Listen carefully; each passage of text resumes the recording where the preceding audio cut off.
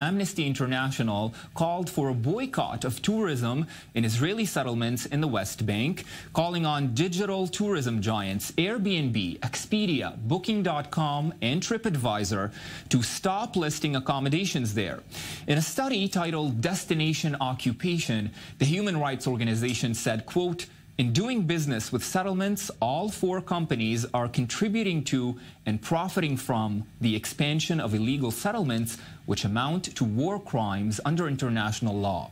Well, Israeli officials immediately condemned the Amnesty report, followed a similar publication by Human Rights Watch, and a controversial decision by Airbnb a few months ago to remove listings in West Bank settlements. I'm joined now by Philip Luther, Middle East and North Africa Research and Advocacy Director at Amnesty International in London. Thank you very much, Philip, for joining us for this to shed more light on the story. As we began to mention, Airbnb had taken the step before independently to stop listings in Jewish settlements in the West Bank, and it was widely condemned.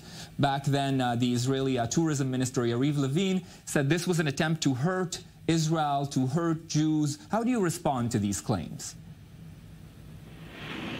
Well, first of all, I would say that Airbnb's decision last year, you're right, obviously it was condemned by some, it was obviously welcomed by others.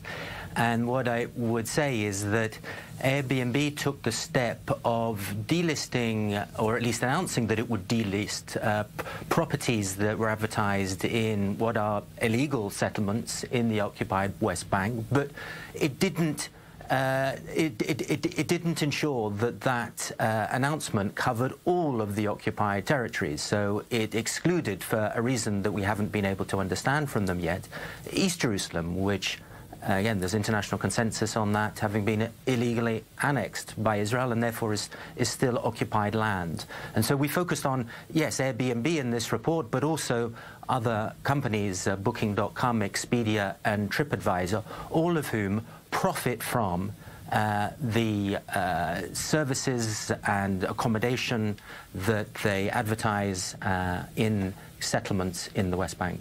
Philip, help us understand, for our viewers who don't necessarily maybe agree with Amnesty International's report. So this may hurt the businesses that are trying to offer listings in Jewish settlements in the West Bank, but how does it help Palestinians who are trying maybe to better their own lives? Does it affect them at all? Absolutely it does, because the expansion of settlements is obviously driven partly economically, and the expansion of settlements in the West Bank is encroaching on the land of Palestinians who live there, and that is affecting then their daily lives. In some cases, it's pushing them off their land and you know, we focused on 4 case studies in this report. One of them focuses on the situation of the Bedouin community. It's a well-known case of Khan al-Ahmar and the neighboring settlement there, Kfar Adumim. There are services and properties that are advertised on these tourism company sites, and it's the expansion of that settlement and the use of the neighboring land that encroaches on the Palestinians' livelihoods, and ultimately at the moment is looking as if they are going to be expelled from that land in order to make way for greater settlement homes in that area. Philip, does the Amnesty report also include West Jerusalem? Because as far as officially recognized, that is not a territory of dispute. It does not cover West Jerusalem. It looks only at land where there's an international consensus that there is currently an occupation, which means the West Bank and including East Jerusalem. Now, Philip, as far as Amnesty International is concerned, what if these booking sites don't agree with your report and decide to continue listings there in the Jewish settlements in the West Bank? Will Amnesty International make any other moves? Well, reality at the moment is that there is some momentum. So Airbnb, after a campaigning work by other organizations last year, did make the decision, or make the announcement at least. It's still listing properties in the West Bank as we speak, so that they haven't actually followed through yet with the announcement that they made.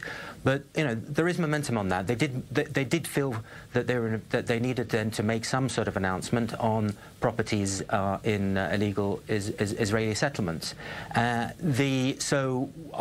What our hope is, and that's what our call is and what our campaigning is for, is that other companies will not only follow suit, but actually take the full step to stop advertising services in illegal Israeli settlements. I should be very clear, because this is not a call, because that was what was suggested in the opening of this program, of a call for a boycott. This is not a call for a consumer boycott. It's for a call on companies, these particular companies, and it's a call on governments to ensure that they are not aiding an illegal situation. An illegal situation is the situation of settlements in the West Bank.